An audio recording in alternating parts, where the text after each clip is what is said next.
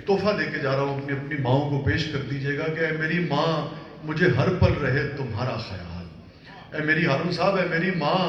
مجھے ہر پل رہے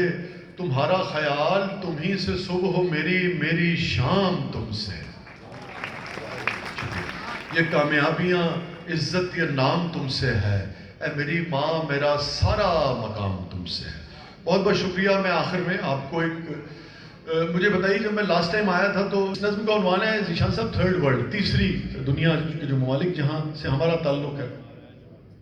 اور اس میں جو کچھ بیتا ہے ہم پر 70-80 سال آپ کے ساتھ شیئر کی، وہ نجی معاملات کے اوپر ہے، مگر جب کوئی پبلک آفس ہولڈ کرتا ہے تو اس کا دامن تو اسلامی تاریخ یہ بتاتی ہے کہ چوک میں بھی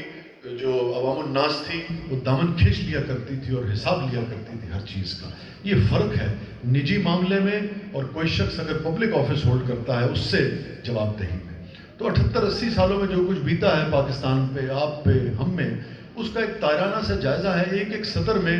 جو کچھ آپ سمجھ سکتے ہیں کہ دو دوستوں کے درمیان بھی ایک مکالمہ ہے، صیغہ تانیث کا استعمال ہوا ہے، اور آخر میں اس کا سلوشن ہے، میں کسی طور تیرا ہو ہی نہیں سکتا ہوں، میں کسی طور تیرا ہو ہی نہیں سکتا ہوں، چھوڑ دامن مجھے جانے دے، مجھے تنگ نہ کر، دیکھ میں تیسری دنیا کا ہوں مفلس شہری،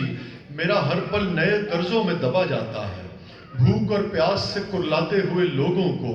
بھوک اور پیاس سے کرلاتے ہوئے لوگوں کو، دیکھ پتھرائی ہوئی آنکھوں کے ان حلقوں کو، دیکھ فرقوں میں بٹے جاتے ہیں میرے بازو، دیکھ فرقوں میں بٹے جاتے ہیں میرے بازو، روز گلیوں میں کٹے جاتے ہیں میرے بازو، روز گلیوں میں کٹے جاتے ہیں میرے بازو، نت نئے ظلم کو سہتے ہوئے اور جیتے ہوئے، شکریہ، نت نئے ظلم کو سہتے ہوئے اور جیتے ہوئے، دیکھ میری نئی نسلوں کو دھواں پیتے ہوئے، میری گلیوں میں بھٹکتے ہوئے مفلس بچے، میری گلیوں میں بھٹکتے ہوئے مفلس بچے، میرے کھیتوں پہ اترتے ہوئے بنجر موسم، مجھے مزدور کی اجرت کے لیے لڑنا ہے، مجھے مزدور کی اجرت کے لیے لڑنا ہے، دیکھیے آخری موقع ہے میرے لوگوں کا، دیکھیے آخری موقع ہے میرے لوگوں کا، اور ان کے لیے آگے کی طرف بڑھنا ہے، میرے محدود وسائل میں یہ ممکن ہی نہیں، میرے محدود وسائل میں یہ ممکن ہی نہیں، میں انہیں دل سے لگاؤں کہ تیرے پیکر کو، میں انہیں دل سے لگاؤں کہ تیرے پیکر کو، درد اتنا ہے کہ تھم جاتی ہے دھڑکن جانا، درد اتنا ہے کہ تھم جاتی ہے دھڑکن جانا، آگ برساتا ہوا آتا ہے ساون جانا، آگ برساتا ہوا آتا ہے ساون جانا، کیسے پہناؤں تیرے ہاتھ میں کنگن جانا،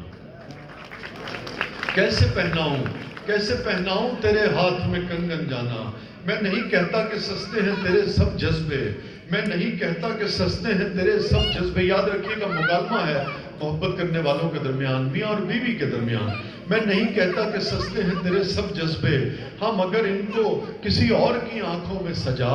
دیکھیوں ضد تو نہ کر میری رفاقت کے لیے، دیکھیوں ضد تو نہ کر میری رفاقت کے لیے، یہ تیرا حسن نہیں کچھ بھی محبت کے لیے، چھوڑ دامن مجھے جانے دے، مجھے تنگ نہ کر، جیسے آج آپ اپنا وقت نکال کر اپنے گھر والوں سے کچھ وقت ادھار لے کر یہاں آئے ہیں، چھوڑ دامن مجھے جانے دے، مجھے تنگ نہ کر، میں کسی طور تیرا ہو ہی نہیں سکتا ہوں،